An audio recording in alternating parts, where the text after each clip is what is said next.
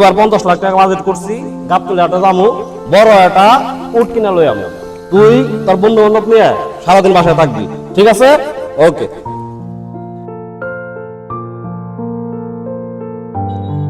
এই তোকে খুঁজতাছি। আরে বড় ভাই, ভালো আছোস? ভাই ভালো আছে? শোন, প্রত্যেকবার কিন্তু গরু কুরবানি দেই, এবার আর গরু কুরবানি দেবো না। এবার নিয়ত করছি 50 লাখ টাকা দিয়ে উট কুরবানি দেবো। তোরা আমার সাথে আড্ডে যাবি, উট কিনে নিয়ে আসবি, আর বাসায় সারাদিন গোছ বানাবি, সবাইরে বলে দিবি, আর আমি এমনি সবাইরে বলে দিছি, ঠিক আছে? ভালো থাকিস। ওয়ালাইকুম সালাম। আমার মাথাই ধরে না, মাইসে কুরবানি দিব, ভালো কথা। এই যে সকাল থেকে যার কাছে জিগাইলাম মন্দিরে কইলো ফোন দিয়ে, লোক দেখা দিয়ে গেলে কি লোক দেখানোর জিনিস? কুরবানি কেউ লোক দেখায় নাকি? হ্যাঁ, মাইনসে কুরবানি দেয় আল্লাহরে সন্তুষ্ট করার জন্য, আর এই মাইনসের কয়ে বেড়াইতেছে আর কুরবানি কই বন্ধু ক? আমরা মানুষকে দেখানোর জন্য নয়, অবশ্যই আল্লাহকে রাজি খুশি করার জন্য কোরবানি করব। এই বিষয়গুলো অবশ্যই খেয়াল রাখতে হবে।